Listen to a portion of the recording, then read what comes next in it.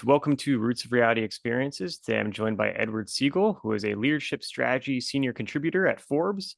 Additionally, Edward is a best-selling author and wrote the award-winning book Crisis Ahead: 101 Ways to Prepare for and Bounce Back from Disasters, Scandals, and Other Emergencies. Lastly, Edward also recently published a new book, Whistle Stop Politics, Campaign Trains, and the Reporters Who Covered Them. So, Edward, thanks for coming on today. Good to be with you today. I'm looking forward to our conversation. So, when did you first get interested in public relations and crisis management? Well, early in my career, I was a press secretary for members of Congress, and that was my first exposure by fire to crisis management and the opportunities and dangers of public relations. That led me to a career in advertising and marketing and public relations, and I put a lot of what I learned, the advice and recommendations I have in my book, Crisis Ahead. Yeah. So I'm sure that you kind of become accustomed to all sorts of different crisis issues if you're, helping members of Congress, which are always in an intense environment. What type of crisis management situations did you find yourself in that position? Well, in Capitol Hill, the crisis was often created by what the member of Congress I was working for at the time said or didn't say, how he voted or how he didn't vote.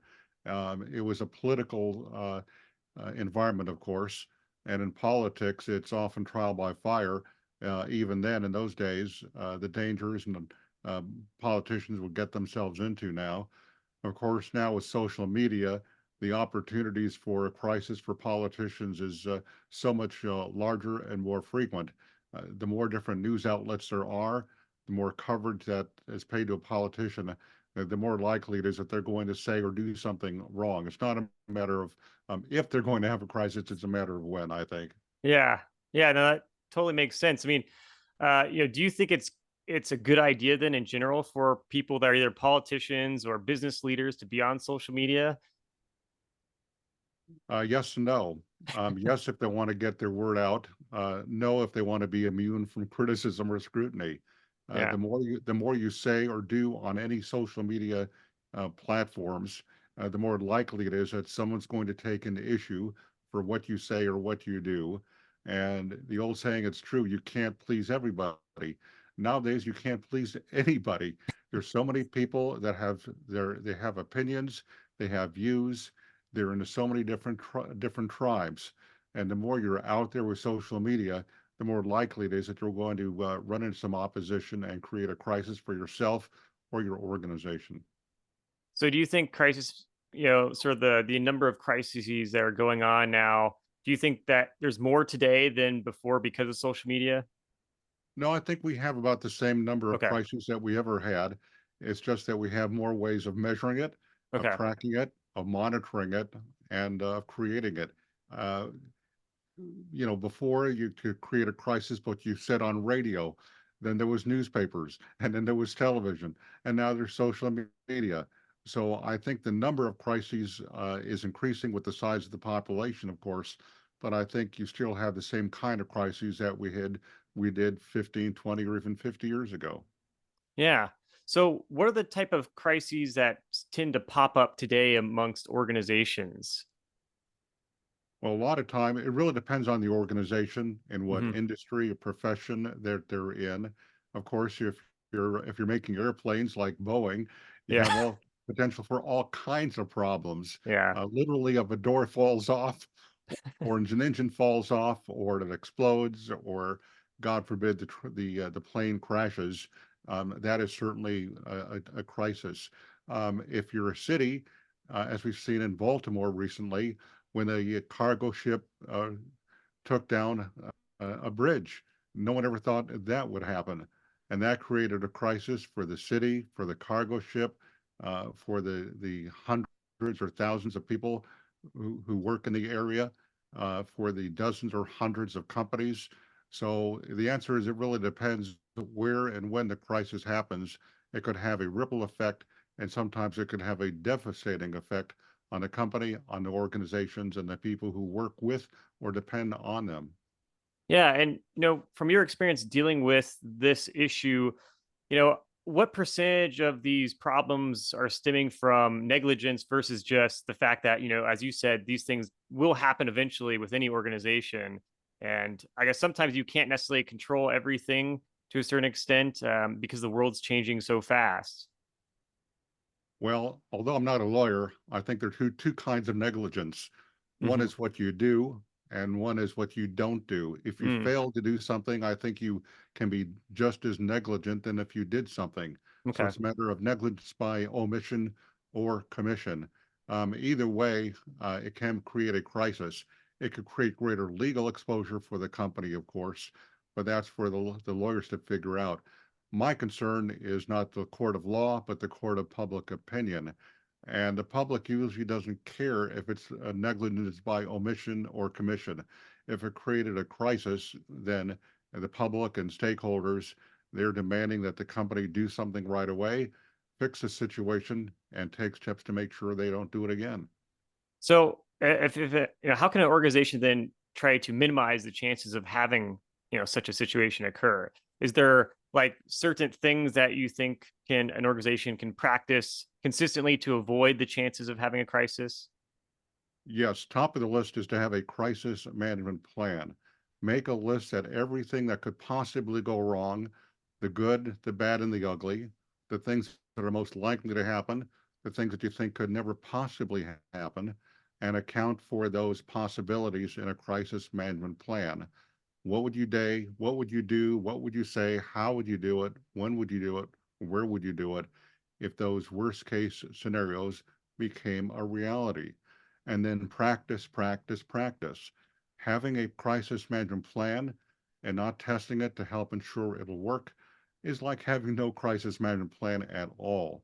You should be testing it on an annual or quarterly basis and make sure that there's no problems or issues. If you find areas in the plan that needs work, don't wait to fix them. Make the changes and improvements as soon as possible. And also, don't wait until you have a crisis to make sure you have a management team Yeah. in place. If you don't have that team in place when a crisis strikes, you're wasting valuable time until that team is in place before you can take the steps that are necessary to address the crisis. Yeah. No, do you think that how often does a crisis take down an organization? Like, how often has it happened historically where an organization did something that was so bad that they just had to, basically went bankrupt and collapsed? Well, Enron comes to mind. Yeah, That's an older example. But there are few companies that really can't weather the storm. yeah, Sometimes it's so bad, as Enron was, that the company simply disappears. Some companies in the financial sector and the tech sector, what happened to MySpace? Uh, what happened to, the early Pets.com? Uh, I think maybe it was Pets.com. It was a company that was entirely internet based, and a lot of companies went bust in the dot-com era. yeah, So it's a matter of surviving, having a good business plan. It wasn't perhaps caused by a crisis, but something just as bad. They had a faulty business model, a faulty way of doing business. And if you don't have a good foundation for your company or your organization, that's almost a recipe for success that sooner or later you will have a crisis and you may not be able to survive it. sure. How much of a role would you say ego plays amongst like business leaders when it comes to manufacturing a crisis? Just because the head of an organization, for example, is outspoken or something. Well, everyone needs an ego. It's Sure. a good for your self-esteem, your self-image. But if your ego is too big and overshadows everything else, the bigger the ego, the more likely it is that you be concerned for your own feelings and not the feelings of others. And when you have an outsized ego, Steve Jobs was renowned for his ego. He refused to accept criticism from anybody about anything, and he had his own way, and he insisted on his own way. More recently, Elon Musk, he has a reputation for a dictatorial approach, sometimes alleged to be making rash, impulsive decisions. Sometimes they're even contradictory decisions. And I think he's a good example of a crisis that a CEO with too large of an ego is going to create for himself and his organization. But that's he speak to the importance of guardrails. That's why CEOs need a good, competent staff. They need people who are around them that are not afraid of saying no to them and saying, you've got to be kidding. Why are you thinking or saying, doing about doing that? Don't you realize what could happen? And that's the other thing that's really important for CEOs, and no matter how large your egos are, they also need a good imagination. If I say or do this, what could possibly go wrong? And could that create a crisis? And if it creates a crisis, am I prepared to do what it takes to solve the crisis? And importantly, am I prepared to do what it takes to prevent the crisis from occurring again? These are a lot of questions that CEOs and their staff have to ask themselves. So do you think then maybe is it more risky than not if someone who's like the owner of a company is also the CEO, because there's less kind of a guardrail perhaps in that situation, since you're not only owning the organization but you're making decisions on its behalf rather than just taking a step back. And so maybe your ego is a little bit too invested into the organization if you're in both roles, or Well, I don't think it's the size of the organization. It's really the size of the ego. But as I said earlier, you really need an ego to go into business in the first place. You think you're going to succeed, you have the energy, the ambition, the drive, and those can all be good results of a strong, healthy, yeah, ego. But if the ego is too large, the problem is when a crisis happens, the CEO might refuse to admit that there's even a crisis, yeah. or is in denial that anything could happen in the first place that would even cause a crisis. So there's a long list of things that can go wrong if the ego is too large, and if there are no guardrails around the CEO to help prevent him or her from making uh, a deadly, costly, tragic mistake. Sure. I mean, I guess today we're in a world where we have some really gigantic corporations and businesses that obviously play a major role in the economy of countries. How dangerous is it to have a company that may have poor leadership in terms of ego, like someone that's too much ego, um, making business decisions that can have a domino effect across different sectors of the economy. Well, Boeing again is a good example where there seems to be a group mentality that they can do no wrong. The FAA just made a statement in the aftermath of some of the more recent crises at Boeing that the company seemed to be more focused on productivity rather than safety. They wanted to get as many planes out the door as they could, and they did not seem to be that concerned or that careful about the safety of the products that were leaving the facility. And evidence of that has been in the news on a regular basis for the past several years. There was the two planes built by Boeing several years ago that crashed overseas and killed hundreds of people. There have been engines that have literally fell off the plane while the plane was flying. There was, of course, the headline making incident a few weeks ago where a cabin door plug, they called it, fell off. Fortunately, no one was sucked out of the plane, but that was a crisis that could have been much worse. So you really need to make sure that the CEO's ego does not overwhelm the company, and you want to guard against a group think so that there is a corporate size, literally a corporate size ego that's Sure. paying less attention to the safety, less attention to things that could go wrong, and more attention to guarding against a crisis. And it really speaks to the culture of the organization. That's what's really important. Do you have a culture that's mindful, that's paying attention to detail, that has a crisis management plan in place, that's practicing it on a regular basis? Everyone is responsible for helping ensure that there's not a crisis. So I really think it's as much of a cultural thing as it is anything else. Yeah. Yeah, I mean, it's interesting to think about the different organizations, and I guess depending on what sphere of business you're doing, certain crises could be more public than others. I do wonder, with the rise of like artificial intelligence companies, what the potential crises that could lie ahead from some type of issue that goes on in that space, since it seems to be something that's kind of finding its way into many different aspects of society. Have you thought at all about the potential sort of future for crises and sort of developing industries? Yes, the history shows, though, that every time there is a new kind of a technology that's introduced, it simply raises the possibility, the red flag, if you will, that it will result in a crisis. Whether it was the invention of gunpowder or the invention of dynamite or tanks or missiles, the atomic bomb, uh, telephones, radio, newspaper, any kind of technology that's introduced and becomes widely used has the makings of creating a crisis. What's really scary, though, about AI is that it literally is a technology that we are programming to think for itself.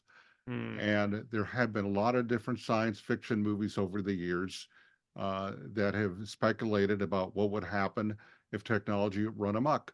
And this is a science fiction or science horror that runs the risk of becoming a science reality. The encouraging news is that the people who are developing and introducing this technology, they are too are having their concerns about what could go wrong with the technology, and they've indicated that they're trying to have guardrails in place that could help prevent worst case scenarios from becoming a reality. But in terms of companies and organizations that rely on AI or will rely in the future, I recommend that they incorporate these worst case scenarios in their own business setting, account for these different scenarios in their crisis management plan, and include these scenarios when they are practicing their response to a crisis. What would happen if we're depending upon AI and it sends out an email we did not approve, or somehow takes control of our computers and does something that would cause us a problem? Speculate, use your imagination, think through what could possibly go wrong with AI or any other technology that you're depending upon, and account for it in your crisis management plan and practice how would you respond to it. And importantly, take steps now to prevent those scenarios from becoming a reality. Sure. Yeah, that makes complete sense. Um, and yeah, I wonder because that's a technology that's going to be so valuable all over the world. Really, you look at organizations like Boeing or that sell planes all over the world. I also imagine that in a kind of increasingly globalized economy, the backlash for a crisis could be much bigger because it could be on an international scale versus in the past where things might be mostly domestic organizations and it may not be as big of a deal. But with technologies that are used around the world, I guess that things can really explode, and you get criticism from across the globe, which is kind of scary to imagine. Well, cybersecurity is a great example of that. If something goes wrong, or if we're attacked, our country or other countries or a series of countries takes down their internet, attacks their power grid, anything that relies on being connected to the internet and a cyber related certainly is a weak spot for all of us. Fortunately, there are some people who are doing their best to prevent that, to harden those systems to help ensure that they don't go down. But every so often, Facebook will go down, or X or Twitter will go down, or you name it, and the chances are that it has or may in the future go down, and it could cause anywhere from a nuisance to a major crisis. Ransomware, another great example that's been in the news for quite a while, where hackers will take control of the hospital uh, emergency ward of a hospital or a school or even a whole city, and hold that organization ransom unless and until it pays a lot of money uh, to get control back. And sometimes the organizations will quickly pay for it Colonial Pipeline a few years ago is a great example. Their system was held hostage, and the company decided that they needed a control back, and they decided to go ahead and pay the ransomware. So every company that's relying on computers, and who isn't these Yeah, days, should take a close look at their system. Is it protected against a takeover? What would happen if someone hacked into it? And how would they respond if there was a demand for an outrageous amount of money to get control of their system back? sure. Yeah, it's yeah, definitely a really important concern because obviously this stuff continues to happen. So, um, now just shifting gears a little bit, what are you currently working on in terms of writing? Or I know you have a new book out.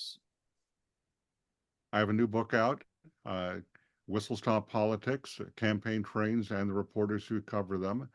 And I took it's a look at the strategies and tactics that presidential and other candidates would use in order to connect with voters. These were the days before social media, before airplanes, before uh, radio and television, and how they used what was I guess, the equivalent of the internet in the early days of our country, railroad systems that Hmm. would connect small towns and large cities, and how the politicians would take advantage of railroads in those days to reach voters and to try to convince them to their point of view and try to get them to vote for them. So I've been spending a lot of time the last year writing the book.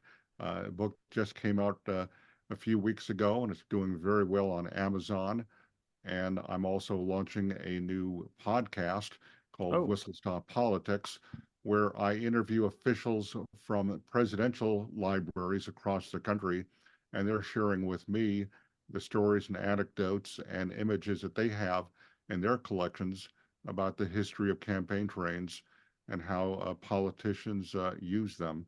My first episode was with a political curator from the Smithsonian's National Museum of American History, and we just launched that a few weeks ago. So I hope people, if they have an interest in politics, railroads, and journalists, I hope they'll take a look at the podcast and consider getting my book. yeah, that's awesome. Definitely great stuff and super fascinating and relevant, obviously, in an election year. Do you think that the sort of personal touch of visiting towns and cities is something that can't really be replaced by social media promotion for campaigns?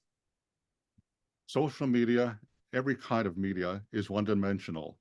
It's Hmm. a picture on a screen, and there's no personality to it. It's really hard to motivate people with a tweet or a social media post or an ad on television. It's done, but it used to be done much more effectively when politicians would show up in person. People would have the opportunity to see and hear and shake the hand Yeah. of the politicians, and it was a much more effective way for politicians to connect with people and for people to connect with the people who wanted their support. Politicians still campaign by train, not as often, but they still do it. In 2020, Joe Biden running for the White House, he campaigned by train in Ohio and Pennsylvania. Barack Obama in 2008, he campaigned by train. There was a Senate candidate in Vermont in 2022. He campaigned by train and he won. So I hope that a politician will consider campaign training this year. It'd be a great way to break through the clutter and a great way to connect with people in a way that you just can't do with social media today. Yeah, that sort of more human element, that personal traditional touch really is, I think, definitely something that makes an impact. I know from talking to a lot of former politicians, they say there's nothing that really replaces that connection you can make with people face to face. So There was an old rule in politics, I think it's still true today, that for every hand you can shake, literally shake, you're more likely to get that person to vote for you and remember you because of that personal connection. We need definitely. more of those personal connections now in politics. Yeah, definitely true. Well, what's the best way for people to follow your work? I know people can go on Amazon and get your book, but like what's like social media, channels can people follow you on? And Well, they can go to Forbes.com. and Hmm. put in my name, Edward Segal, and my stories will show up. You could also push a button on one of my stories and start following me, and you'll get updated every time I post a new story online. If you're interested in my book, I hope you'll visit my website at whistlestoppolitics.com. That's whistlestoppolitics.com, or go to Apple where my podcasts are. I do a weekly podcast called the Crisis Management Minute, and they could follow my podcast on Apple or wherever they listen to their podcast. And part of good continuing education to help follow the good, the bad, and sometimes the incredibly ugly ways companies and organizations will create a crisis, and learn the lessons from them so you don't make their mistakes, but you learn from their successes. Sure. Absolutely. Well, thank you so much for coming on and sharing all your knowledge and a very important topic. So, You're welcome. I enjoyed our conversation. Thanks for the opportunity.